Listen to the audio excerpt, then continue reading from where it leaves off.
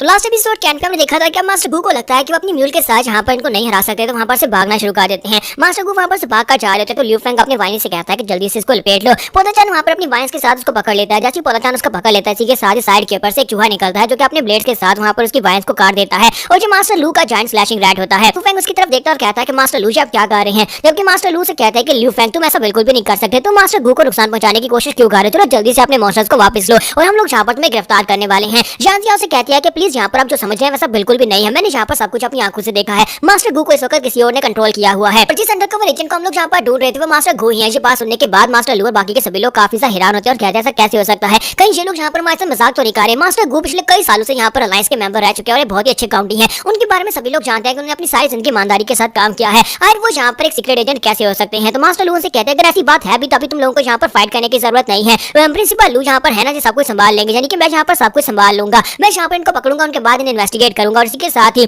Master गू को दिखाता है कि अपनी म्यूल के ऊपर बैठकर वहां से भागना शुरू कर देते हैं। जब वो वहां पर से भागकर जा रहे थे ल्यू फेंग कहता है कि तुम यहाँ से भागकर नहीं जा सकते, मैं तुम्हें पकड़ लूंगा और अपनी वेल से कहता है कि जाओ जाकर उसे पकड़ो। लेकिन बाकी के सभी सोल्जर्स जो थे वो जल्दी से अपने अपने बीच को आगे भेजे ताकि वो वेल को रोक सके। वो कहता है कि जी यहाँ पर मास्टर गू को जिंदा डिवावर करने की कोशिश करने वाली थी, हम इस वेल को यहीं पर रोकना होगा, चाहे कुछ भी हो जाए वेल को यहीं पर रोको। और वो वेल को वहां पर रोक लेते हैं लेकिन मास्टर गू जो होते हैं वहां पर बैल्कनी के करीब पहुंच जाते हैं और दीवार के ऊपर से जंप लगाकर बाहर निकलने वाले होते हैं। ऐसे वहां पर से बाहर निकलने वाले होते हैं, इसी के साथ उनके सामने एक ईगल आ जाता है। वो ईगल उनके सामने आकर उनके रास्ते को ब्लॉक करता है जिससे उनका म्यूल और साथ में मास्टर गू दोनों वहां पर नीचे गिर जाते हैं। जब वो लोग वहां पर गिर जाते हैं तो इसी के साथ ही मास्टर लू वहां पर पहुंच जाते हैं। मास्टर लू कहते हैं कि तुम सभी लोग मेरे ऑर्डर को ध्यान से सुनो, मास्टर गू को यहाँ पर से कहीं पर भी मत जाने देना, मास्टर गू यहाँ पर एक संदिग्ध है इसी वजह से उन्हें यहाँ पर से जाने मत दो। और वो सभी लोग अपने अपने बीच के साथ मास्टर गू को वहां पर चारों तरफ से घेर लेते हैं। और इसी के साथ ल्यू फेंग आगे बढ़ता है और कहता है कि तुम्हारे लिए सब कुछ खत्म हो गया, चलो जल्दी से अपने आप को शो करवा, मुझे पता है कि तुम इसकी बॉडी के अंदर। और इसी के साथ ही वहां पर उन्हें अंदर से आवाज आना स्टार्ट होती है। तो वहां पर एक येलो डेविल होता है। तो येलो डेविल कहता है कि जो बहुत ही बुरा है, ये बहुत ही बुरा है, तुम लोगों ने फाइनली यहाँ पर मुझे पकड़ लिया, मैं कई सालों से यहाँ पर अलायंस के अंदर अंडरकवर एजेंट बनकर रह रहा था,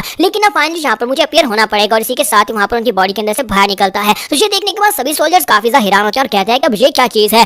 ल्यू फेंग कहता है कि ये तो येलो कलर का है। ड्रैगन उसे कहता है कि यही वो डेविल है जिसके बारे में तुम बात कर रहे थे, जो इंसानों की बॉडी के साथ अटैच हो जाता है। तो ल्यू फेंग कहता है हाँ ये वही है। तो ल्यू फेंग उनसे कहता है कि इसको देखने के बाद मुझे लगता नहीं है कि ये फेल है, जो तो काफी ज्यादा स्ट्रॉन्ग है और ऊपर से मुझे लगता नहीं है कि ये बैटल टाइप का है। इसका मतलब है कि यहाँ पर इन डेविल्स की अलग अलग टाइप्स होती हैं, यानी कि फाइटिंग टाइप के अलग होते हैं। इसी के साथ ही वो डेविल जो होता है मास्टर गू के सर के ऊपर हाथ रखता है और उससे कहता है कि मेरे करीब मत आना वरना मैं इस बंदे की गर्दन उखाड़ दूंगा और ये यहीं पर मर जाएगा। तो ल्यू फेंग अपने साथियों से कहता है कि सभी लोग वहीं पर पीछे रहो, कोई भी आगे मत बढ़ना, क्योंकि ये डेविल्स अपने मिशन को पूरा करने के लिए कुछ भी कर सकते हैं। तो ल्यू फेंग से कहता है कि प्रिंसिपल गू को यहाँ पर हर्ट मत करना, तुम यहाँ पर हमें अपनी डिमांड्स बताओ कि तुम्हें यहाँ पर हमसे क्या चाहिए, हम लोग यहाँ पर तुम्हें सेटिस्फाई करेंगे। तो चलो डेविल से कहता है कि मुझे यहाँ पर से जाने दो। तो ल्यू फेंग कहता है कि हाँ क्यों नहीं, ठीक है तुम यहाँ पर से जा सकते हो, लेकिन तुम यहाँ पर किसी को नुकसान नहीं पहुंचाओगे। ड्रैगन उसे कहता है कि हम लोग मास्टर गू को यहाँ पर से जाने नहीं दे सकते और ना ही यहाँ पर हम इस येलो डेविल को यहाँ पर से जाने दे सकते हैं।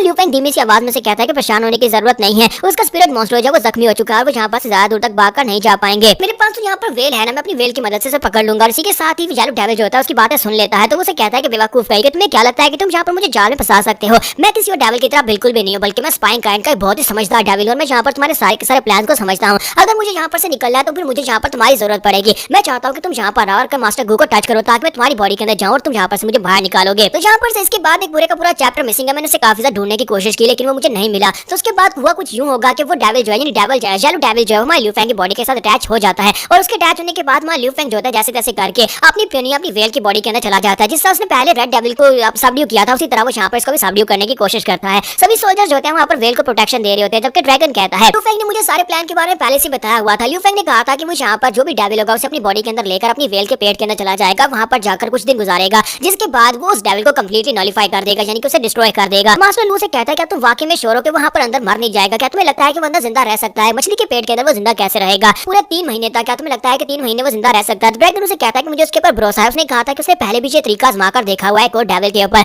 और वो इस बार फिर से यहाँ पर कर लेगा और वैसे भी उसकी मछली के पेट के अंदर टाइम ज्यादा तेजी से चलता है। मास्टर लू से कहता है कि इसका मतलब यह है कि वेल तो बहुत ज्यादा अमेजिंग है। ड्रैगन कहता है कि हमारे पास सिर्फ और सिर्फ एक ही तरीका है इस बात को कंफर्म करने का, हमें यहीं पर बाहर रुककर इसका इंतजार करना होगा, साथ ही वेल को प्रोटेक्शन देनी होगी। ल्यू फेंग वहाँ पर से अगर सही सलामत बाहर निकल आता है तो वो येलो डेविल के पास से काफी सारी इन्फॉर्मेशन लेकर आएगा और हम लोग डैनिंग गार्ड के काफी करीब पहुंच सकते हैं। तो नेक्स्ट अंदर तक दिखाया जाता है। तो अंदर क्योंकि वेल अब यहाँ पर इंटीग्रेशन स्टेज के मैक्स लेवल से आके पहुंचकर मेटामॉर्फोसिस स्टेज में पहुंच चुकी है, इसी वजह से अंदर टाइम की स्पीड जो है वो 16 टाइम फास्टर है। तो ल्यू फेंग जो होता है वहाँ पर उसे कहता है कि येलो डेविल अब बताओ कि तुम यहाँ पर अपने क्रिएटर के बारे में क्या कुछ जानते हो। तो वो कहता है कि तुम हमारे क्रिएटर के बारे में जानना चाहते हो, मैं तुम्हें उसके बारे में क्यों बताऊंगा। तो ल्यू फेंग कहता है कि मैं उसी के बारे में जानना चाहता हूँ जिसने तुम्हें यहाँ पर बनाया, बताओ कि तुम्हारी पावर्स किस तरह से काम करती है, मुझे ये भी बताओ कि तुम्हारे उस क्रिएटर ने कितने ज्यादा डेविल्स को बनाया है, क्या तुम यहाँ पर मुझे सारी बात बताओगे। और उसी के साथ ही वहीं पर खामोश हो जाता है। ल्यू फेंग कहता है कि वो कहाँ पर चला गया, लगता है कि वो मरने की नौटंकी कर रहा है। तो इसी के साथ में ल्यू फेंग कहता है कि इसके साथ में निगोशिएट कैसे करूँ, क्योंकि इसने पहले यहाँ पर मरने की नौटंकी कर दी और यहाँ पर से बाहर नहीं निकल रहा। तो ल्यू फेंग अपने लिए वहाँ पर काफी सारे नॉवेल्स लेकर आया होता है, साथ ही वहाँ पर उसके पास ढेर सारा खाना होता है। तो वो कहता है चलो फिर देखते हैं, ये रेड डेविल से ज्यादा स्मार्टर है, तो फिर मुझे लगता है कि ये यहाँ पर इस तरह की चालें चल सकता है, लेकिन फिर भी ये 10 दिन से ज्यादा तो अंदर नहीं रह पाएगा, ये यहाँ पर बाहर आएगा और मेरी मिन्नतें करने लगेगा। तो मान ल्यू फेंग वहीं पर बैठकर नॉवेल पढ़ना स्टार्ट करता है। तो अंदर के टाइम के मुताबिक उसके 5 दिन गुजर जाते हैं, लेकिन 5 दिन के बाद भी येलो डेविल जो होता है वहाँ पर से बाहर नहीं निकलता और ना ही उसके बात करता है। तो मान ल्यू फेंग कहता है कि ये क्या, ये तो बाहर ही नहीं आया। फिर साथ ही वहाँ पर 10 दिन गुजर जाते हैं, और फिर साथ ही वहाँ पर 20 दिन गुजर जाते हैं, और फिर साथ ही वहाँ पर पूरा 1 महीना गुजर जाता है। 1 महीना गुजरने के बाद मान ल्यू फेंग काफी हैरान होता है और कहता है कि वो अभी तक यहाँ पर बाहर क्यों नहीं आ रहा। ऐसा तो नहीं हो सकता कि वो यहाँ पर मर गया हो, लेकिन अगर यहाँ पर 20 दिन गुजर चुके हैं इसका मतलब जो वो काफी कमजोर हो चुका होगा। फिर साथ ही वो सोच रहा था, मुझे लगता है कि उसे यहाँ पर टॉप सीक्रेट ड्यूटी दी गई थी कि वो किसी अलायंस के ऑफिसर की बॉडी के अंदर छुपकर रहे। अगर उसे यहाँ पर स्पाइंग काइंड के लिए बनाया गया तो इसका मतलब यह है कि उसे यहाँ पर इंड्योर करने के लिए भी प्रोग्राम किया गया होगा, यानी कि अगर उसे यहाँ पर कई महीनों तक कैद कर दिया जाए तो वो यहाँ पर कई महीनों तक जिंदा रह सकता है। मुझे तो लगता है कि वो हाइबरनेट कर गया है, वो अभी तक मरा नहीं है, बल्कि वो एनर्जी के बिना भी यहाँ पर काफी अर्सा तक रह सकता है। तो ल्यू फेंग कहता है कि पहले मुझे यहाँ पर इन डेविल्स के बारे में समझना होगा कि ये डेविल्स जो होते हैं ये किस तरह से अपने आप को जिंदा रखते हैं। अगर रेड डेविल की बात की जाए तो वो लड़कियों की खुशबू को सूंघता है, उनकी जीन एनर्जी को लेता है, अपने आप को सर्वाइव करवाने के लिए उसे 3 से 5 दिन में भूख लग जाती है। अगर यहाँ पर हम लोग येलो डेविल की बात करें तो येलो डेविल जो है ये यहाँ पर चांद की रोशनी को ऑब्जर्व करता है, जो उसकी रोशनी को ऑब्जर्व करता है उसे एनर्जी बनाकर अपनी एनर्जी को बढ़ाता है और इस तरह से जिंदा रहता है। मुझे लगता है कि अगर यहाँ पर इसे अपनी सारी की सारी एनर्जी को खो भी देता है और यहाँ पर हाइबरनेट कर भी जाता है, तो जैसे मैं यहाँ पर से बाहर निकलूंगा और कभी चांद के सामने आऊंगा, इसी के साथ ही वो दोबारा से अपनी एनर्जी को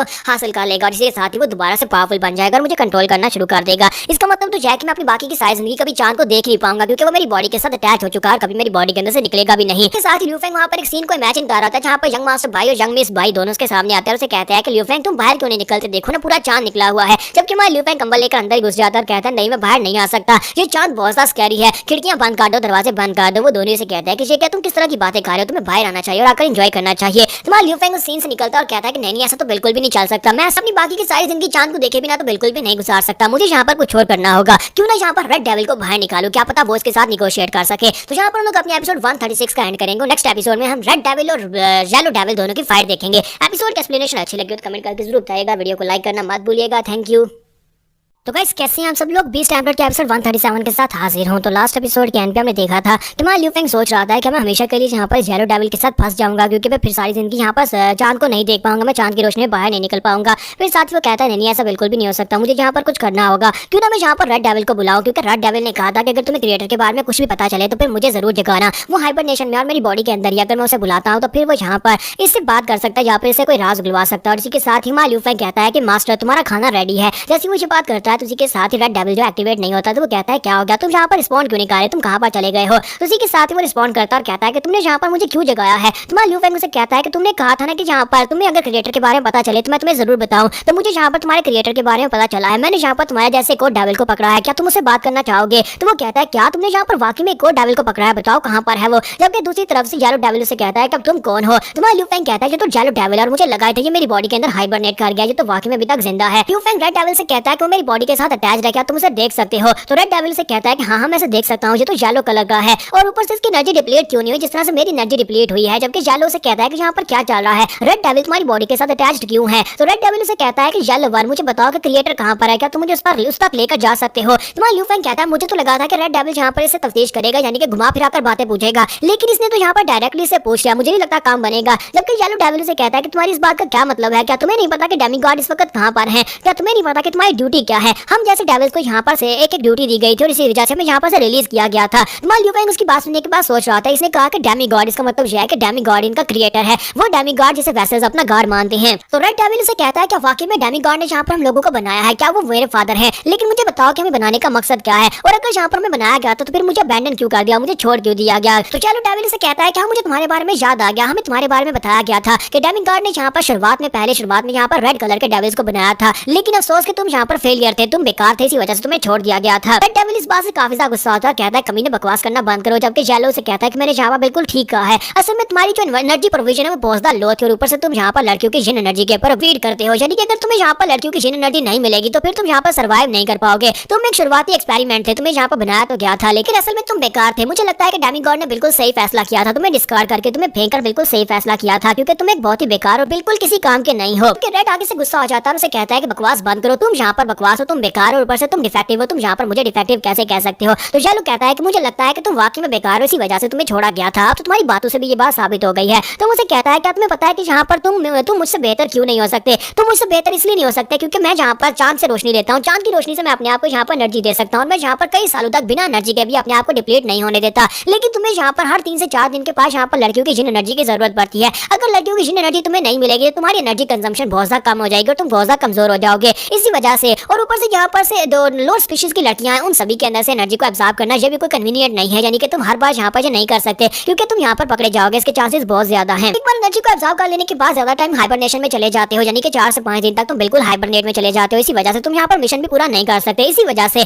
डेमीगार्ड ने तुम्हें फेंक दिया था क्योंकि तुम किसी काम के नहीं हो। तो रेड उसे कहता है तो क्या सिर्फ और सिर्फ यही वजह थी कि डेमीगार्ड ने मुझे छोड़ दिया। तो जेलो उसे कहता है कि मुझे लगता है कि उनके पास अब यहाँ पर एक और वजह आने वाली है, क्योंकि मैंने यहाँ पर इस लड़के के साथ तुम्हारी बातों को सुना है। ऐसे लगता है कि तुमने यहाँ पर लोअर लाइफ के यानी कि गंदी नस्ल के इंसानों के साथ हाथ मिला लिया है। ऐसा कैसे कर सकते हो जबकि तुम्हें यहाँ पर डेमीगार्ड ने खुद अपने हाथों से बनाया, तो फिर तुम यहाँ पर हमारे साथ गद्दारी कैसे कर सकते हो, तुम हमें धोखा कैसे दे सकते हो, तुम हमारे डेमीगार्ड के ग्रैंड प्लान को यहाँ पर फेल कैसे कर सकते हो। इसी के साथ ही रेड डेविल उसे कहता है कि तुमने बिल्कुल ठीक कहा था। तो जेलो उसे कहता है कि मुझे लगता है कि फाइनली तुम्हें यहाँ पर अपनी गलती का एहसास हो गया है कि तुमने गद्दारी की है। तो रेड उसे कहता है नहीं, मैं इस बारे में बात नहीं कर रहा। तुमने थोड़ी देर पहले कहा कि मुझे यहाँ पर जिन एनर्जी की जरूरत पड़ती है अपने आप को यहाँ पर बेहतर बनाने के लिए, अपने आप को एनर्जी देने के लिए, और मुझे यहाँ पर महसूस हो रहा है कि तुम्हारी बॉडी के अंदर बहुत सारी जिन एनर्जी है। ऐसा लगता है कि तुम्हें जिन एनर्जी से बनाया गया है। जरा सोच कर देखो, अगर मैं यहाँ पर तुम्हारी सारी जिन एनर्जी को एब्जॉर्ब कर लेता हूँ तो फिर तुम्हारा क्या होगा। और इसी के साथ ही वो शक करना शुरू कर देता है। जेलो चिल्लाकर उसे कहता है ये तुम क्या कर रहे हो बेवकूफ, बेकार शिट पीस, तुम यहाँ पर कर क्या रहे हो। रेड उसे कहता है कि मैं यहाँ पर तुम्हारी एनर्जी को एब्जॉर्ब कर रहा हूँ और तुम्हारी एनर्जी तो काफी ज्यादा टेस्टी है, ये तो लो लेवल की इंसानों की यानी इंसानी लड़कियों से भी ज्यादा टेस्टी है। जेलो से कहता है बेवकूफ, क्या तुम्हें पता भी है कि तुम यहाँ पर क्या कर रहे हो। अगर तुम मुझे एब्जॉर्ब कर जाओगे तो डेमीगार्ड तुम्हें नहीं छोड़ेंगे।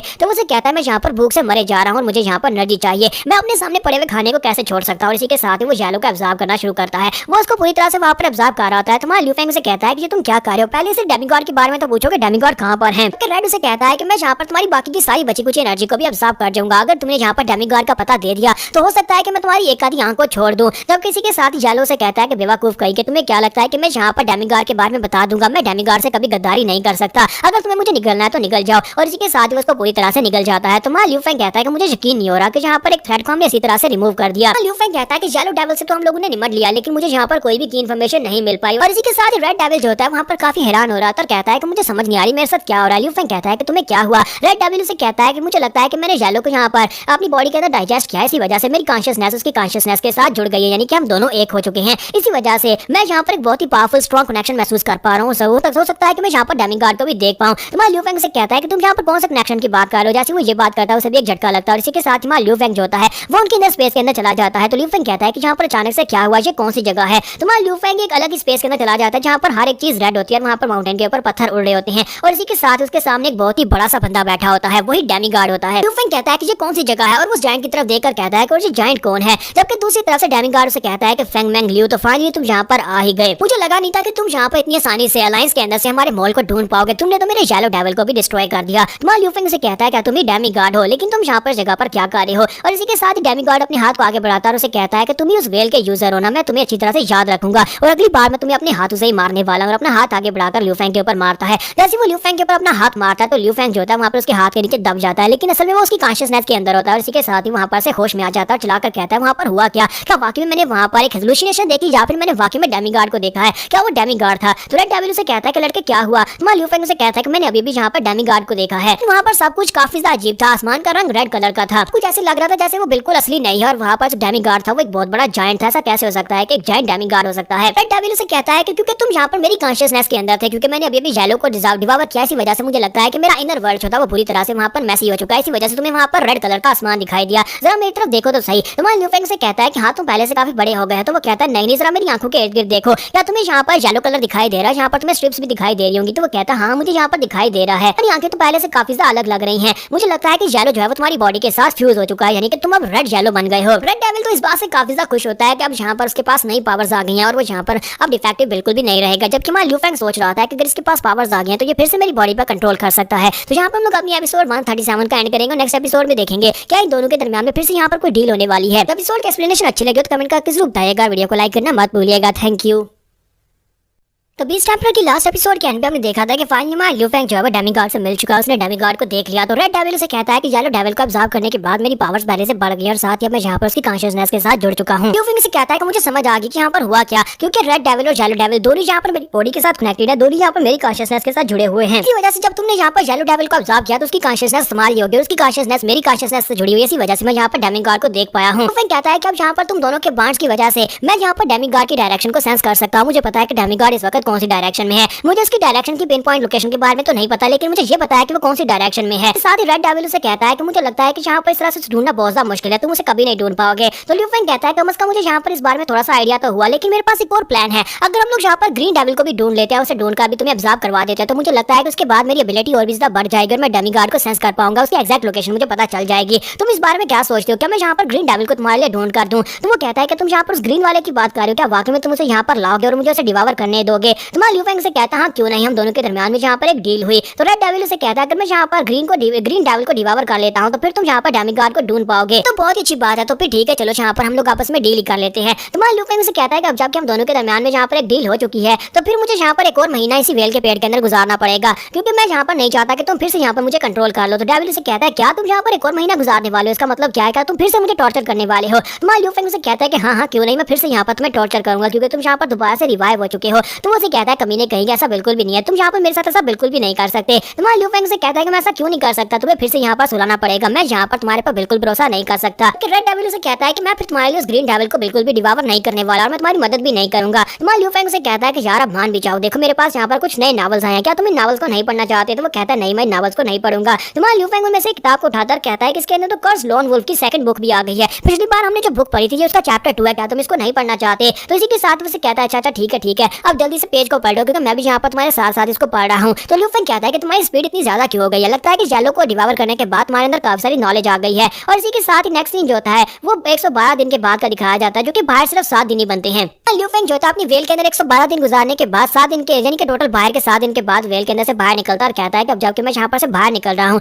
अंदर सारा टाइम मैं सिर्फ और सिर्फ फ्लोट कर रहा था, फाइनली मैं बेड के ऊपर सो पाऊंगा। जैसे वो बाहर निकलता है तो वहाँ पर बहुत सारे सोल्जर्स खड़े होते हैं। ल्यू फेंग कहता है कि ये क्या, अभी तो मैं यहाँ पर से बाहर निकला हूँ, सभी लोग यहाँ पर मुझे इंटेरोगेट करने के लिए यहाँ पर पहले खड़े हैं, लेकिन वो सोल्जर्स वहाँ पर उसे कहते हैं कि सर फाइनली अब यहाँ पर बाहर आ गए, हम यहाँ पर दिन रात आपको प्रोटेक्शन दे रहे थे, हम दिन रात यहाँ पर आपकी वेल के लिए यहीं पर खड़े थे ताकि आपको पहरा दिया जा सके और कोई आपको यहाँ पर डिस्टर्ब ना करे। तो आपको यहाँ पर अगर भूख लगी है या फिर आपको आराम करना है तो फिर हमें बताएं, हम लोग आपका बंदोबस्त करते हैं। तो ल्यू फेंग कहता है कि यहाँ पर चल क्या रहा है, तुम लोग यहाँ पर मुझे अरेस्ट नहीं करोगे? तो वो उसे कहता है नहीं सर, हम लोग यहाँ पर आपको अरेस्ट क्यों करेंगे, तो यहाँ पर आपको प्रोटेक्ट करने के लिए यहाँ पर खड़े हैं, क्योंकि आपकी वेल जो है ये एक बहुत ही खास ऑब्जेक्ट है, ये अपनी नस्ल की आखिरी है, इसी वजह से इसे प्रोटेक्शन के ऑर्डर्स दिए गए हैं। साथ ही उसे कहता है कि आपको कन्वेंशन हॉल में जाना होगा, वहीं पर प्रिंसिपल हुआ आपका इंतजार कर रहे हैं, वो आपसे बात करेंगे। तो जैसे वो कन्वेंशन हॉल में पहुंचता है तो वहाँ पर बाकी के चारों एल्डर्स भी मौजूद होते हैं। तो वो कहता है कि ये क्या, बाकी के सभी प्रिंसिपल्स भी यहाँ पर मौजूद है। तो मास्टर लू से कहता है कि अब तुम्हें बिल्कुल परेशान होने की जरूरत नहीं है, बाकी के सभी लोगों को भी इस बारे में पता चल चुका है, उन्हें हमने येलो डेविल के बारे में सब कुछ बता दिया है। उससे पहले हम लोग यहाँ पर तुम्हारी सिचुएशन के बारे में बात करते हैं, बताओ क्या तुमने येलो डेविल को सक्सेसफुली डिफीट कर दिया? तुम्हारा ल्यू फेंग उनसे कहता है कि हाँ मैंने येलो डेविल को कंप्लीटली डिफीट कर दिया और वो मर चुका है, अब उसके बारे में परेशान होने की जरूरत नहीं है, लेकिन उसके बाद मुझे यहाँ पर 2 महीने और अपनी फिश के पेट में गुजारने पड़े ताकि यहाँ पर सेफली बाहर आ सकूं। लेकिन उसे पूछता है कि बताओ क्या तुम्हें यहाँ पर कोई ऐसी इन्फॉर्मेशन मिली जिससे हम लोग डेमिगॉड के करीब पहुंच सकते हैं? क्या येलो डेविल ने तुम्हें कोई इन्फॉर्मेशन दी है? तुम्हारा ल्यू फेंग उसे कहता है कि हाँ मुझे यहाँ पर एक बहुत ही बड़ा ब्रेक थ्रू मिला है, मैं डेमिगॉड की डायरेक्शन को सेंस कर सकता हूँ। तो वो सभी लोग हैरान होते हैं और कहते हैं क्या वाकई में तुम यहाँ पर डेमिगॉड को सेंस कर सकते हो?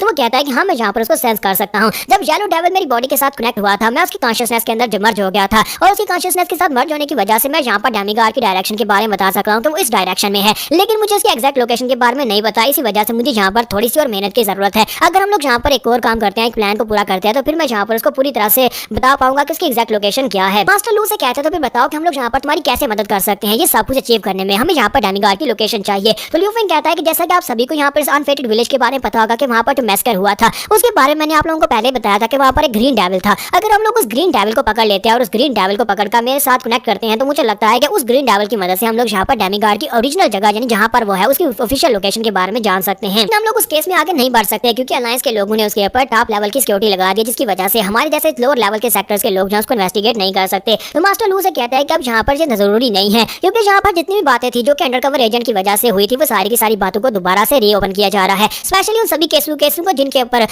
टॉप लेवल की सिक्योरिटी बिठाई गई थी, उन सभी केसेस को यहाँ पर दोबारा से रीओपन किया जाएगा। अनफेटेड विलेज का भी केस दोबारा से जल्दी से यहाँ पर रीओपन होने वाला है और उसके बाद हम लोग यहाँ पर उसको रीओपन करेंगे। उसके बारे में जितनी इन्फॉर्मेशन मिलेगी वो सारी की सारी मैं तुम्हारे साथ जरूर शेयर करूंगा। हम लोग यहाँ पर वेसल्स के लीडर को ढूंढ सके यानी डेमिगॉड को ढूंढ सके। उसे ढूंढना है तो फिर हमें ग्रीन ग्रीन डेविल को जरूर ढूंढना पड़ेगा। तुम्हारा ल्यू फेंग कहता है कि आपका बहुत बहुत शुक्रिया अगर आप यहाँ पर मेरी मदद करेंगे, और फिर साथ ही उनसे कहता है लेकिन वेल का क्या करें क्योंकि वो तो एक्सपोज हो चुकी है। तो मास्टर लू से कहता है कि हम लोग यहाँ पर तुम्हें इस बारे में भी खुशखबरी देना चाहते हैं। तो मास्टर गू से कहता है कि मास्टर गू लड़के को खुशखबरी दे दे। तो मास्टर गू से कहता है कि जब तुम वेल के स्टमक के अंदर थे उस वक्त हम सभी लोगों ने यहाँ पर मिलकर एक पेपर लिखा जिसके ऊपर हम सभी लोगों ने अपील की कि वेल अपनी नस्ल का आखिरी प्राणी है और हमें यहाँ पर उसके बारे में जो किल ऑर्डर था उसे वापस ले लेना चाहिए, और उन लोगों ने यहाँ पर वेल के किल ऑर्डर को खत्म कर दिया। तो ल्यू फेंग कहता है क्या तुम्हारे कहने का मतलब यह है कि मेरी वेल अब फ्री है? तो मास्टर लू से कहता है कि हाँ, उसके बारे में जो किल ऑर्डर था वो सारा वापस ले लिया गया है। अब जबकि हमने यहाँ पर ऑफिशियल्स को भी इस बारे में समझा दिया है कि हमने अपनी आंखों से इस येलो डेविल को देख लिया। येलो डेविल जो था वो यहाँ पर अंडरकवर एजेंट बनकर काम कर रहा था और हमारे लोगों को कंट्रोल करके उनसे ये सब कुछ करवा रहा था। इसी वजह से हम जो जितने भी ऑर्डर्स वहाँ पर दिए गए थे उन सभी ऑर्डर्स को जो कि यहाँ पर शक के दायरे में सभी को कैंसिल कर दिया गया है। और सबसे पहले तो यहाँ पर हमारी वेल के किलिंग ऑर्डर को वापस लिया गया है। तुम्हारा ल्यू फेंग बहुत ज्यादा खुश हो जाता है और उसे कहता है कि आप लोगों का बहुत बहुत शुक्रिया, और साथ ही अपनी वेल से भी कहता है कि वेल अब तुम आजाद हो गई हो। तो मास्टर कॉन्ग से कहता है कि शुक्रिया तुम्हें यहाँ पर तुम्हें बोलना चाहिए। मास्टर जैंग उसे कहते हैं हाँ, तुम्हारा बहुत बहुत शुक्रिया, अगर तुम यहाँ पर उस येलो डेविल के केस को हल नहीं करते तो हम सभी लोग एक दूसरे की तरफ ही उंगलियां उठा रहे होते। तो मास्टर लू से कहते हैं कि अब जबकि वेसल जो है वो काफी ज्यादा एक्टिव हो चुके हैं तो मुझे लगता है कि वो दोबारा वेल के ऊपर अटैक करने के लिए जरूर आएंगे,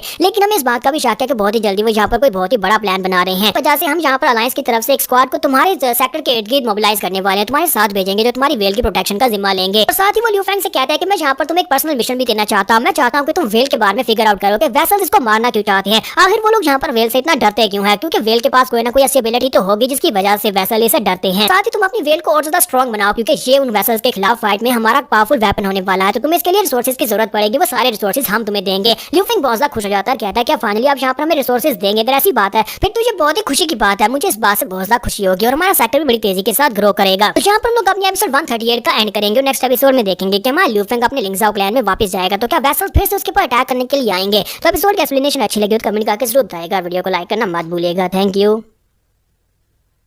तो गाइस कैसे हैं आप सब लोग। द बीस्ट चैप्टर के एपिसोड 139 के साथ हाजिर हो। तो लास्ट एपिसोड के एंड पे हमने देखा था कि हमारे ल्यू फेंग की फिश को आजाद कर दिया जाता है, यानी कि वेल अब यहाँ पर आजाद हो चुकी है और इसी के साथ ही वो उसे बताते हैं कि हम तुम्हें यहाँ पर इसको गार्ड भी करेंगे और साथ ही तुम्हें रिसोर्सेज भी देंगे ताकि तुम इसे और ज्यादा स्ट्रॉन्ग बना सको, ये वेसल्स के खिलाफ फाइट में हमारा साथ देगी। तुम्हारा ल्यू फेंग उनसे कहते हैं इसका मतलब यह है कि आप यहाँ पर हमारी मदद करने वाले हैं। तो मेरी वेल पहले से मेटामॉर्फोसिस स्टेज में पहुंच चुकी है, क्यों ना हम लोग अभी यहाँ पर इंटरव्यू कर लें और आप हमें यहाँ पर सेकंड लीग में प्रमोट कर दें। तो मास्टर गू से कहते हैं क्या तुम यहाँ पर मेहनत से स्लैक ऑफ करना चाहते हो, क्योंकि तुम यहाँ पर मेहनत करके सेकंड लीग तक नहीं पहुंचना चाहते हो, यहाँ पर शॉर्टकट से पहुंचना चाहते हो। तो ल्यू फेंग उनकी बात सुनने के बाद कहता है नहीं नहीं नहीं ऐसा नहीं है, मैं यहाँ पर ऐसा बिल्कुल भी नहीं चाहता, आपकी बात सुनने के बाद मुझे समझ आ गई है। लिंग्जाओ सेक्टर की मास्टर गावलिन ने यहाँ पर बहुत ज्यादा मेहनत किया जिसकी वजह से मैं यहाँ पर उनकी मेहनत को पानी नहीं फेरूंगा। मैं चाहता हूँ कि हम लोग यहाँ पर उसी तरह से जिस तरह से हार्ड वर्क कर रहे हैं उसी तरह से हम लोग यहाँ पर सेक्टर लीडर बन जाएं। वैसे भी तो हम लोग यहाँ पर 6 महीने के टाइम में सेकंड लीग में पहुंचने वाले हैं और इसी के साथ ही ल्यू फेंग वहाँ पर से वापस अपने सेक्टर की तरफ चल पड़ता है। तो यहाँ पर सेक्टर में आने से पहले एक सीन जो होता है हमें ज़ेंगी का दिखाया जाता है कि ज़ेंगी जो होता है अभी भी यहाँ पर अपने लामार चांद को इवॉल्व करने की कोशिश कर रहा होता है, लेकिन इवोल्यूशन उसके लिए यहाँ पर इतनी आसान नहीं है, उसे अपने इनर सेल्फ को हराना होगा, लेकिन इनर सेल्फ को हराने के लिए उसे कई मेहनत करनी पड़ रही होती है। तो इसी के साथ ही लॉन्गलिन उसके पास आता है और उसे कहता है कि ब्रदर ज़ेंगी देखो मैं वापस आ गया, सॉरी यहाँ पर तुम्हें इतना ज्यादा वेट करना पड़ा। तो ज़ेंगी उसे कहता है कि तुमने तो कहा था कि तुम जल्दी वापस आओगे, लेकिन तुम यहाँ पर इतने लेट क्यों आए हो। तो लॉन्गलिन उसे कहता है कि तुम यहाँ पर इस बार में तो भूल ही जाओ, मेरे फादर जो है वो अपने नए सेक्टर की रिक्रूटमेंट में काफी ज्यादा बिजी थे और इसी वजह से मुझे वहाँ पर उन सभी लोगों की केयर करनी पड़ी। मैं तो पूरा दिन वहाँ पर उन सभी लोगों को चाय कॉफी देते देते थक गया हूँ और इस वजह से अब यहाँ पर लेट आना पड़ा। तुम्हारा चेंसी उसे कहता है कि लेकिन तुम्हारे सेक्टर में इतने सारे लोग कहाँ से आ गए, क्या वाकई में वहाँ पर बहुत सारे लोग रिक्रूटमेंट के लिए आ रहे हैं। तो वो कहता है हाँ वहाँ पर बहुत सारे लोग रिक्रूटमेंट के लिए आ रहे हैं। तो ज़ेंगी उसे कहता है लेकिन ऐसा कैसे हुआ, तुम्हारा सेक्टर तो इतना पॉपुलर सेक्टर है नहीं, तो फिर तुम्हारे पास इतने सारे लोग रिक्रूटमेंट के लिए क्यों आएंगे। तो वो कहता है कि मेरे डैड हमेशा कुछ ऐसा करते हैं जिसकी वजह से वो यहाँ पर ये सब कुछ कर पा रहे हैं। मेरे डैड लोगों से कुछ ऐसे वादे करते हैं जिसकी वजह से वो सभी लोग जो है हमारे सेक्टर को ज्वाइन करने के लिए चले आए हैं। वो लोग यहाँ पर किस किस्म की बातें कर रहे थे, मैंने इनकी कुछ बातें सुनी थी जैसे कि तुम्हारे सेक्टर को डबल प्रॉफिट मिलेगा, तुम्हारे सेक्टर को यहाँ पर दुगनी तेजी के साथ राइज करवाया जा सकता है, इस तरह के वादे वो उनसे कर रहे थे। तो ज़ेंगी उसकी बात सुनने के बाद कहता है इसका मतलब है कि तुम्हारे फादर बाकी सभी लोगों से काफी ज्यादा अलग है। तो लॉन्गलिन उसे कहता है कि हाँ काफी ज्यादा अलग है, मुझे ये बताओ क्या तुम्हारी प्रिपरेशन अच्छी है, क्या तुम यहाँ पर दोबारा से इंटीग्रेशन स्टेज में ब्रेक थ्रू को अप्लाई करने वाले हो। तो ज़ेंगी उसे कहता है हाँ क्यों नहीं, मैं यहाँ पर बिल्कुल रेडी हूँ। और इसी के साथ ही वो अपने लामार की तरफ देखता है कि लामार बेचारा वहाँ पर ट्रेनिंग कर करके थक चुका होता है। और इसी के साथ ही कुछ दिन पहले का सीन दिखाया जाता है। कुछ दिन पहले जो होता है हमारा ज़ेंगी जो फेल हो जाता है, तो उसके फेल होने के बाद लॉन्गलिन उसके पास होता है, तो बेचारा वहीं पर बैठकर चिल्ला रहा था। लॉन्गलिन उसे कहता है कि तुम्हें यहाँ पर अपने लामार चांद की एबिलिटी को यूज करना चाहिए क्योंकि ये दूसरों की एबिलिटी को कॉपी कर सकता है, तो क्यों ना तुम यहाँ पर दूसरों की एबिलिटीज को कॉपी करके यहाँ पर अपने इनर सेल्फ को हराने की कोशिश करो। तो ज़ेंगी उसे कहता है हाँ मैंने ये तरीका आजमा कर देखा है, मैंने यहाँ पर बटर रैबिट को अप्लाई किया था और पांडा चांद की टेक्निक को भी अप्लाई किया था, लेकिन उन दोनों की पावर्स को लेने के बाद भी यहाँ पर इनर सेल्फ को बिल्कुल भी नहीं हरा पाया। मैं इनर सेल्फ को नहीं हरा सकता, मुझे लगता है कि शैडो कैट की पावर्स उसके लिए ठीक रहेंगी, लेकिन शैडो कैट की पावर्स मैं ले नहीं सकता क्योंकि मुझे लगता है कि जब मैं ब्रदर डांडाई के पास जाऊंगा तो मेरा मजाक उड़ाएगा, वो कहेगा कि तुम यहाँ पर अपने आप से ब्रेक थ्रू नहीं कर पाए और तुम्हें यहाँ पर मेरी मदद की जरूरत पड़ी है, और मैं तो ऐसा बिल्कुल भी नहीं होने दूंगा। मैं सीनियर ब्रदर डांडाई को अपना मजाक उड़ाने कैसे दे सकता हूँ, इसी वजह से मुझे यहाँ पर खुद ही करना पड़ेगा। तो लॉन्गलिन से कहता है अगर ऐसी बात है तो फिर क्यों ना तुम यहाँ पर मेरे इन्वर्टेड स्केल ड्रैगन को इसको लीक करो, इसकी एबिलिटीज को कॉपी करो। अगर तुम इसकी एबिलिटीज को कॉपी करते हो तो हो सकता है कि तुम यहाँ पर अपने इनर सेल्फ को हरा दो और तुम्हें यहाँ पर डांडे की मदद भी नहीं लेनी पड़ेगी। ज़ेंगी से कहता है कि हाँ क्यों नहीं, मुझे लगता है कि ये किया जा सकता है, लेकिन तुम्हारे इस स्केल ड्रैगन की इसकी तो पावर सिर्फ और सिर्फ अपने मास्टर को पावरफुल बनाना है, उसको पावर उधार देना है, इसके अलावा ये क्या कर सकता है। तो लॉन्गलिन उसे कहता है कि बेवकूफ कहेगी, ऐसा नहीं है, ऐसी बात नहीं है, सिर्फ और सिर्फ स्पिरिट मास्टर्स की पावर्स को इंक्रीज नहीं करता बल्कि स्पिरिट मॉन्स्टर की पावर को भी इंक्रीज करता है। तो ये बात सुनने के बाद हमारा ज़ेंगी से कहता है कि लेकिन तुम हमेशा यहाँ पर इसकी पास से पावर लेते हो और खुद फाइट करते हो, इसी वजह से मैंने ये सोचा। तो उसे कहता है क्योंकि खुद फाइट करने में काफी ज्यादा मजा आता है, इसी वजह से मैं यहाँ पर इससे पावर उधार लेकर खुद फाइट करता हूँ। ज़ेंगी चलाकर उसे कहता है कि बेवकूफ कहेंगे, तुम यहाँ पर एक किंग रैंक के मॉन्स्टर को फाइट नहीं करने देते बल्कि उससे पावर लेकर खुद फाइट कर दो, ये तो बेवकूफी है। जबकि वो उसे कहता है कि मुझे लगता है कि वो फाइटिंग में बहुत ज्यादा बुरा है, इसी वजह से मैं यहाँ पर उसे पावर उधार लेता हूँ और फाइट करता हूँ। तो ज़ेंगी उसे कहता है कि अगर वाकई में ऐसी बात है, अगर हम लोग यहाँ पर लमार की पावर्स को इंक्रीज कर सकते हैं तो फिर तो मुझे लगता है कि ये बड़ी आसान हो जाएगा। मैं सिर्फ और सिर्फ एक ही फायर स्पिन के साथ अपने इनर सेल्फ को हरा दूंगा और ब्रेक थ्रू कर लूंगा। तो मुझे लगता है कि मुझे यहाँ पर ट्रेनिंग की जरूरत पड़ेगी। बताओ कि मुझे क्या क्या करना पड़ेगा। पहले मुझे बताओ कि ड्रैगन की पावर्स काम कैसे करती हैं। यहाँ पर लॉन्गलिन उसे बताता है कि इसकी पावर्स को अप्लाई करने के लिए तुम्हें यहाँ पर ड्रैगन को लिख करना होगा और उसके बाद जब तुम्हें पावर्स मिल जाएंगी तुम्हें यहाँ पर इससे पावर्स उधार लेनी पड़ेंगी। तुम यहाँ पर अपने लमार को पावर बूस्ट दे सकते हो और उसके बाद तुम यहाँ पर खुद भी पावर बूस्ट ले सकते हो, लेकिन उसके लिए तुम्हें पहले यहाँ पर एनर्जी गैदर करना होगी। ज़ेंगी से पूछता है कि बताओ कि ये कैसे होगा, यानी कि मैं यहाँ पर पॉइंट्स को इकट्ठा कैसे करूंगा। तो वो कहता है कि तुम दोनों को यहाँ पर बहुत ज्यादा ट्रेनिंग करनी पड़ेगी। ज़ेंगी से कहता है कि क्या मतलब है यहाँ पर मुझे बहुत ज्यादा ट्रेनिंग करनी पड़ेगी। तो इसी के साथ ही वो लमार की तरफ देखता है और कहता है कि लमार को यहाँ पर बहुत ज्यादा मेहनत करनी पड़ेगी, यहाँ पर लगातार दौड़ता रहे या पुशअप्स करता रहे तभी जाकर जो बहुत सारी एनर्जी को गैदर कर पाएगा। तो हमारा ज़ेंगी जो होता है वो लमार की तरफ देखता है और कहता है कि लमार लगता है कि हम दोनों को लेवल अप करने के लिए बहुत सारी मेहनत की जरूरत है। और यहाँ पर लॉन्गलिन जब दोबारा वापस आता है तो तब तक उसने यहाँ पर 20 पॉइंट्स को इकट्ठा किया होता है। 20 पॉइंट्स को इकट्ठा करने के बाद जब लॉन्गलिन वापस आता है तो वो कहता है कि हम लोग यहाँ पर अप्लाई करने वाले हैं, मुझे लगता है कि इस बार मैं ब्रेक थ्रू कर लूंगा। और ज़ेंगी वहीं पर बैठ जाता है, लमार को कहता है कि चलो इंटीग्रेशन स्टेज में ब्रेक थ्रू करते हैं और दोनों वहाँ पर एक दूसरे के साथ जुड़ जाते हैं। और अंदर जाने के बाद उनके सामने उनका इनर सेल्फ आता है। इनर सेल्फ वहाँ पर फिर से अपनी एरो टेक्निक को यूज करता है, यानी कि उसके पास विंड टाइप की एबिलिटी होती है और विंड टाइप की एबिलिटी के साथ उसके पास अटैक करने के लिए आगे बढ़ता है। तो सबसे पहले हमारा ज़ेंगी जो होता है यानी वो लमार बना होता है तो बड़ी तेजी के साथ आगे की तरफ भागता है ताकि उसके अटैक को अवॉइड कर सके और साथ ही वहाँ पर अपने स्पाइक्स के साथ उसके पास अटैक कर रहा होता है। तो जैसे वहाँ पर वो अपने पहले अटैक को रोकता है, इसी के साथ ही हमारा लमार जो होता है वो पीछे की तरफ मुड़ता है और कहता है कि अब यहाँ पर 20 पॉइंट्स एनर्जी को यूज करने की बारी है। और एक ही साथ वो 20 पॉइंट्स की पावर को यूज करते हैं, फायर स्पिन करता है और उसके ऊपर अटैक करता है। तो जब वो उसके ऊपर अटैक करता है तो अपनी एयर की शील्ड के साथ वहाँ पर उसके अटैक को ब्लॉक कर लेता है, लेकिन बुरी तरह जख्मी हो जाता है। तो उसका इनर सेल्फ जो होता है वहाँ पर बहुत बुरी तरह जख्मी होता है, लेकिन इसी के साथ वो अभी तक जहाँ पर खड़ा होता है। तो ये देखकर हमारा लमार चलाकर कहता है कि क्या हो रहा है, अभी तक मरा नहीं। फिर साथ में ज़ेंगी कहता है कि हमें शांत होना होगा, शांत हो जाओ। मुझे लगता है कि हम लोग यहाँ पर एक बार इसे हिट कर चुके हैं तो इसे दूसरी बार भी हिट कर सकते हैं। और इसी के साथ ही वो वहाँ पर स्नाइपर के साथ उसके ऊपर अटैक करता है। जैसे वो स्नाइपर के साथ अटैक करता है तो स्नाइपर के अटैक को दूसरी तरफ से उसका इनर सेल्फ बड़ी आसानी के साथ अपने सामने विंड की शील्ड बनाकर उसको ब्लॉक कर लेता है और उसकी ट्रैजेक्टरी को मोड़ देता है। तो इसी के साथ ही लमार जो होता है वहाँ पर बार बार अटैक करना स्टार्ट करता है। वो बार बार उसके पास स्पाइक्स के साथ अटैक कर रहा होता है, लेकिन उसका इनर सेल्फ बार बार उसके अटैक्स को अवॉइड कर रहा होता है। और इसी के साथ ही इनर सेल्फ जो होता है बड़ी तेजी के साथ आगे बढ़ता है, अपने हाथ में पावर को रिलीज करता है, उसे पंच मारने के लिए उसके करीब पहुंच जाता है। जैसे वो उसके करीब पहुंचता है उसे पंच मारने के लिए तुम्हारा ज़ेंगी कहता है कि मैं यहाँ पर हार नहीं मान सकता। पहले वो सोच रहा था कि मैं यहाँ पर से बाहर निकल जाता हूँ इंटीग्रेशन स्टेज से, लेकिन फिर साथ ही वो कहता है कि मैं यहाँ पर से बाहर क्यों निकलूँ। लमार ने बहुत ज़्यादा मेहनत किया तो मैं यहाँ पर इसकी मेहनत के पर पानी नहीं पड़ने दे सकता, मुझे यहाँ पर इसको रोकना ही होगा, मुझे इसे हराना ही होगा। और इसी के साथ ही हमारा ज़ेंगी जो होता है एक मुश्किल फैसला लेता है। वहाँ पर वो ड्रैगन की पावर्स की वजह से लमार के पास से कुछ पॉइंट्स उधार ले लेता है। जब वहाँ पर 40 पॉइंट्स उधार लेता है जो कि लोन के ऊपर लिए जाएंगे तो इसी के साथ उसकी पावर्स बहुत ज़्यादा बढ़ जाती हैं और साथ ही वहाँ पर एक ही पंच के साथ वो अपने सामने इनर सेल्फ को हरा देता है। और इसी के साथ ही लमार जो होता है ब्रेक थ्रू करने के बाद बाहर निकलता है। तो लॉन्गलिन कहता है कि ये क्या टेंसी तुमने कर दिया, तुम बहुत ज़्यादा अमेजिंग हो, तुमने कर दिया। लेकिन जैसे वो ज़ेंगी की तरफ देखता है तो उसकी हालत काफी खराब होती है। तो वो कहता है कि तुम्हें क्या हो गया। तो ज़ेंगी से कहता है कि मैंने यहाँ पर फाइट को जीतने के लिए तुम्हारे ड्रैगन की टेक्निक से 40 पॉइंट्स उधार ले लिया, इसका मतलब यह है कि मुझे वर्कआउट करना पड़ेगा और यहाँ पर लमार को पॉइंट्स वापस देने होंगे क्योंकि उधार जो है वो हमेशा चुकाना पड़ता है। लॉन्गलिन बहुत ज्यादा खुश होता है, कहता है कि हाँ क्यों नहीं, तुम्हें यहाँ पर उधार तो चुकाना पड़ेगा। मेरे साथ भी ऐसे ही होता है, जब मैं यहाँ पर लोन में पावर उधार लेता हूँ तो उसके बाद मुझे ड्रैगन के लिए बहुत ज्यादा मेहनत करनी पड़ती है, मुझे वर्कआउट करना पड़ता है, तब मैं जाकर उसे पावर उधार में वापस कर पाता हूँ। लमार वहाँ पर बहुत ज्यादा खुश हो रहा था कि अब यहाँ पर ज़ेंगी को भी मेहनत करनी पड़ेगी। तो यहाँ पर हम लोग अपने एपिसोड 139 का एंड करेंगे। नेक्स्ट एपिसोड में हमारा ल्यूफेंग भी वापस आ जाएगा और साथ ही हम लोग यहाँ पर वेसल्स की तरफ भी देखेंगे, वेसल्स कुछ नया प्लान कर रहे हैं। तो एपिसोड की एक्सप्लेनेशन अच्छी लगी तो कमेंट करके जरूर बताइएगा, वीडियो को लाइक करना मत भूलिएगा। Thank you.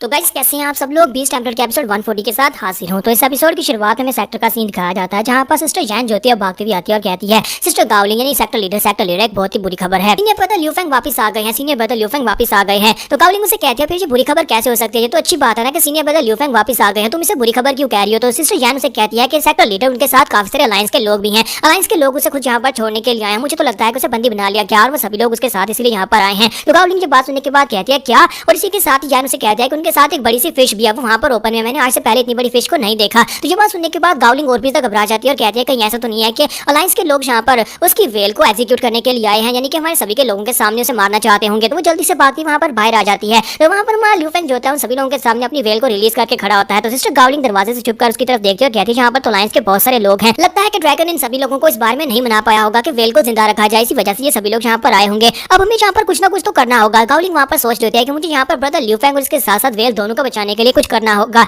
तो हमारा ल्यू फेंग जो होता है उसे दूर से इशारा करता है और कहता है कि सिस्टर गावलिंग देखो मैं वापस आ गया और तुम्हारे लिए एक अच्छी खबर भी लेकर आया हूँ। लेकिन इसी के साथ ही गावलिंग जो होती है वहाँ पर से निकलती है और चलाकर उन लोगों से कहती है तुम सभी लोग अलायंस के लोग यहाँ पर वेल को बिल्कुल भी एग्जीक्यूट नहीं कर सकते, क्योंकि किल ऑर्डर जो था वो सिर्फ और सिर्फ मड फिश के बारे में था, यानी कि छोटी मड फिश के बारे में। लेकिन ये तो वेल पहले इवॉल्व हो चुकी थी, इसका मतलब तुम इसे नहीं मार सकते। और ये बात सुनने के बाद अलायंस के लोग और ल्यू फेंग वो सभी लोग काफी हैरान होते हैं, क्योंकि ये तो ल्यू फेंग का ही डायलॉग था। ल्यू फेंग ने उन सभी से ये कहा था। तो फिर साथ ही सारी की सारी बात बता दी जाती है कि किल ऑर्डर वापस ले लिया गया है। तो इस बात से गावलिंग खुद भी काफी ज्यादा शर्मिंदा हो जाती है और कहते हैं कि तुम्हें ये बात मुझे पहले बतानी चाहिए थी। और उनसे कहते हैं प्लीज माफ करिएगा, मैं यहाँ पर वेल को ब्रदर ल्यू फेंग को बचाने की कोशिश कर रही थी। तो सोल्जर से कहता है कोई बात नहीं हम लोग तुम्हारी बात को समझ सकते हैं, इसी वजह से हम लोग यहाँ पर आज से प्रोटेक्शन के लिए यहीं पर रहने वाले हैं। तो सिस्टर गावलिंग जो होती है वेल की तरफ आगे बढ़ती है और कहती है कि वेल वाकई में एक बहुत ही शानदार प्राणी है, लेकिन क्या करें वेसल अभी भी इसके पीछे है, वेसल कभी भी इसके ऊपर अटैक करने के लिए दोबारा आ सकते हैं। तो सोल्जर उसे कहता है कि मिस गावलिंग आपको परेशान होने की जरूरत नहीं है, हम लोग यहाँ पर हैं और हमारा काम ही यहाँ पर वेल को प्रोटेक्शन देना है। हम लोगों ने यहाँ पर सारे का सारा बंदोबस्त कर लिया हुआ है। तो वो कहती है क्या वाकई में आप यहाँ पर पूरे कॉन्वॉय के साथ आए हैं? तो सोल्जर उसे कहता है हाँ हम लोग यहाँ पर कॉन्वॉय की सूरत में तो बिल्कुल भी नहीं आए, लेकिन पूरी एक स्क्वाड यहाँ पर आपकी निगरानी के लिए यहाँ पर रहने वाली है। हम लोग यहाँ पर आपके सेक्टर में नहीं रहेंगे, बल्कि हमने आसपास के एरिया का जायजा लिया और आसपास के एरिया को यहाँ पर स्कैन करने के बाद हमें एक करीबी जगह मिली है, एक करीबी पिन पॉइंट मिला है जहाँ पर हम लोग जाकर अपने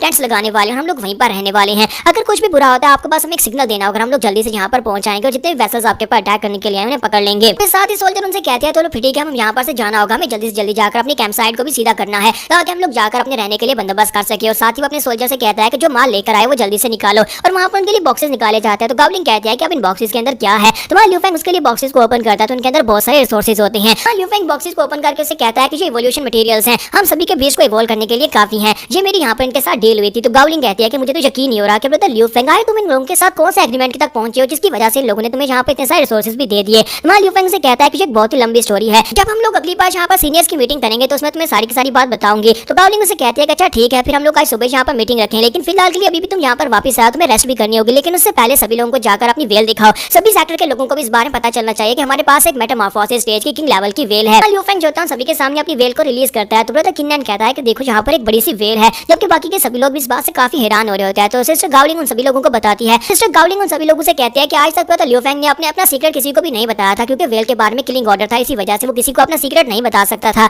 लेकिन अब जबकि किल ऑर्डर खत्म हो चुका है तो अब यहाँ पर इस बात का कोई डर नहीं रहा। तो हम लोग यहाँ पर अपनी इस मेटामॉर्फोसिस और किंग लेवल की वेल को सभी के सामने शो करवा सकते हैं। तो हम सभी लोगों को यहाँ पर इस बात के ऊपर प्राउड करना चाहिए कि बहुत ही जल्दी हम लोग सेकंड लीग में अपने आप को प्रमोट करवाने वाले हैं। तो गावलिंग उनसे कहती है कि वेल एक बहुत ही कमाल का प्राणी है और तुम सभी लोगों को इसके साथ दोस्ती करनी चाहिए और सभी लोगों को इसके साथ बहुत ही अच्छे से रहना चाहिए, क्योंकि ये अपनी नस्ल का आखिरी है और मुझे लगता है कि तुम सभी को इसके साथ अच्छे से व्यवहार करना चाहिए। तो वो सभी लोग जो है वेल को देखकर काफी ज्यादा खुश होते हैं, स्पेशली लड़कियां जो होती हैं वो कहती हैं हम लोग तो वेल के साथ यहाँ पर दोस्ती करना चाहते हैं, और सभी लोग काफी खुश हो रहे होते हैं। यहीं पर उन तीनों को भी दिखाते हैं, वही तीनों जूनियर डिसिपल्स होते हैं जिन्हें लगता है कि ल्यू फेंग ने अपनी बॉटल के अंदर एक सनफ्लावर एफ्लेसिया को छुपा कर रखा हुआ है जो कि उसका बीज है, लेकिन असल में मुझे तो कुछ और ही निकला। तो वो तीनों वहाँ पर काफी शर्मिंदा हो जाते हैं। ब्रदर सैंग उन लोगों से कहता है कि मुझे लगता है कि उस दिन वहाँ पर वेल ही थी, इसके पास वेल थी क्योंकि वेल के पास में एक स्पेशल एबिलिटी होती है जिससे वो दूसरों को डिवावर कर सकती है। लेकिन वेल के बारे में क्योंकि किल ऑर्डर था और हमें लगा था कि सारी की सारी वेल्स मर चुकी हैं, इसी वजह से हमने इस बारे में सोचा ही नहीं और हमने वहाँ पर गलत हिसाब लगा लिया। हमें लगा कि शायद इसने अपनी बॉटल के अंदर एक सनफ्लावर एफ्लेसिया को रखा हुआ है और ये सीक्रेट मॉन्स्टर, इसी वजह से वो किसी के सामने अपने सीक्रेट को शो नहीं करवा सकता। लेकिन सीनियर बता ल्यू अगर इसके पास एक किंग लेवल का मॉन्स्टर है तो इसका मतलब यह है कि ये बहुत ही कमाल का मास्टर है। इसके साथ नेक्स्ट इन मीटिंग रूम का दिखाया जाता है। तो मीटिंग रूम में जाने के बाद ल्यू फेंग उन्हें सारी बात बता देता है। तो गावलिंग उसे कहता है कि मुझे तो इस बात के ऊपर भरोसा ही नहीं हो रहा कि अलायंस के अंदर जो उनका मोल था, यानी कि जो अंडरकवर एजेंट था, वो मास्टर गू थे। मास्टर गू तो कितने अच्छे इंसान थे। वो सिर्फ 10 दिन में तुम यहाँ पर इतना कुछ देख कर आ गए और तुमने कहा कि तुम डेमिगार्ड से भी दे मिल चुके हो, यानी कि तुम डेमिगार्ड को भी देख चुके हो। ल्यू फेंग उनसे कहता है कि हाँ मैंने यहाँ पर इस बात की बहुत ज्यादा खुशी मनाई कि हम लोग जो भी करने वाले थे वो सब कुछ ठीक तरह से हो रहा है, जबकि मैंने यहाँ पर प्लान के मुताबिक अलायंस के लोगों का ट्रस्ट हासिल कर लिया और साथ ही वो लोग यहाँ पर किल ऑर्डर को भी खत्म कर चुके हैं और साथ ही अब यहाँ पर वेल को प्रोटेक्शन भी देंगे। तो हम लोग यहाँ पर इस सब को अपने फेवर में चेंज कर सकते हैं और इसी वजह से हम लोग यहाँ पर जल्दी से जल्दी अपने सेक्टर को इवॉल्व करवा सकते हैं। तो सैंग इस बात से काफी ज्यादा खुश होता है और कहता है कि इसका मतलब यह है कि जूनियर ब्रदर ल्यू यहाँ पर हर एक प्रॉब्लम को बड़ी आसानी से फिक्स कर सकता है। तो सिस्टर जुई भी कहती है हाँ ये बहुत ही अच्छा है, जबकि डांडाई भी पीछे की तरफ मुंह घुमाकर कहता है कि मुझे यहाँ पर लगता है कि ये काफी ज्यादा रिलायबल है। तो गावलिंग उसे कहती है कि डांडाई तुमने पहले कहा था कि हम लोग एक बाहर वाले बंदे के ऊपर भरोसा करके अपने सेक्टर को इसके हाथ में थमा रहे हैं, लेकिन अब देखो जरा ये बाहर वाला बंदा हमारे लिए कितना कुछ कर रहा है। लेकिन मुझे लगता है कि लीडर फैन जो है वो खुद यहाँ पर हमें बचाने के लिए आए हैं। कभी कभी मुझे ऐसा लगता है क्योंकि इसके अंदर से लीडर फैन की झलक आती है। तो वहाँ ल्यू फेंग वहाँ पर सोच रहा था कि मैं यहाँ पर क्या करूँ, क्या इनको बता दूं कि मैं यहाँ पर लीडर फैन हूँ जो कि एक स्पेशल निर्वाणा एबिलिटी की वजह से दोबारा जिंदा होकर किसी और की बॉडी के अंदर आ गया हूँ। फिर साथ ही वो सोच रहा था नहीं अभी के लिए नहीं बताता, मुझे लगता है कि जब सेकंड लीग में प्रमोशन हासिल कर लेंगे उसके बाद मैं इनको बता दूंगा, क्योंकि अगर अभी मैंने बता दिया तो गावलिंग जिस तरह की इमोशनल बंदी है वो मेरे सामने आकर रोना शुरू कर देगी और कह देगी कि वो यहाँ पर और ज्यादा लीडर की पोस्ट को नहीं संभाल सकती और उसके बाद वो रिजाइन कर देगी और मुझे यहाँ पर लीडर बनना पड़ेगा और उसकी सारी की सारी मेहनत के ऊपर पानी फिर जाएगा। इसलिए मैं चाहता हूँ कि पहले वो यहाँ पर अपनी मेहनत को सराहे और सेकंड लीग में पहुंचा दे, उसके बाद मैं इन्हें बताऊंगा। तो यहीं पर नेक्स्ट सीन जो था एक स्कूल का दिखाया जाता है जहाँ पर बच्चे पढ़कर स्कूल से बाहर निकलते हैं। जैसे वो सभी लोग स्कूल से बाहर जा रहे होते हैं इसी के साथ उनका मास्टर भी वहाँ से बाहर निकलता है। तो टीचर जब क्लास से बाहर निकलता है तो फ्लेमी उसके पास खड़ा होता है और उसे कहता है कि फाइनली तुम्हारी क्लास खत्म हो ही गई, मैं तुम्हारी क्लास को इंटरप्ट नहीं करना चाहता था। तो टीचर उसे कहता है कि तुम यहाँ पर क्या कर रहे हो। तो फ्लेमी उसे कहता है कि मेरे पागल टीचर मैं यहाँ पर तुम्ही से मिलने के लिए आया हूँ। जबकि उसके टीचर जो होते हैं उसे वहाँ पर इग्नोर करते हुए आगे गुजर जाते हैं। तो फ्लेमी उसे कहता है कि बुढ़े घुसर कहीं कि तुम यहाँ पर मुझे इग्नोर क्यों कर रहे हो, तुम मेरे टीचर उसी वजह से मैं तुम्हारी रिस्पेक्ट करता हूँ, अदरवाइज मैं यहाँ पर तुम्हारे मुंह भी नहीं लगता। तुम टीचर उसे कहते बताओ कि तुम यहाँ पर क्या करने के लिए आए हो। तो फ्लेमी उसे कहता है कि अलायंस के अंदर हमारा जो सीक्रेट एजेंट था वो पकड़ा गया है जिसकी वजह से अब यहाँ पर हम लोग पहले से काफी ज्यादा कमजोर हो गए हैं। तो टीचर उसे कहता है तो फिर मैं इसमें क्या कर सकता हूँ। तो फ्लेमी उसे कहता है कि डीमन गार्ड तुमसे मिलना चाहते हैं। यहाँ पर हम लोग अपनी एपिसोड 140 का एंड करेंगे और एपिसोड की एक्सप्लेनेशन अच्छी लगी हो तो कमेंट करके जरूर बताएगा। वीडियो को लाइक करना मत भूलिएगा। Thank you.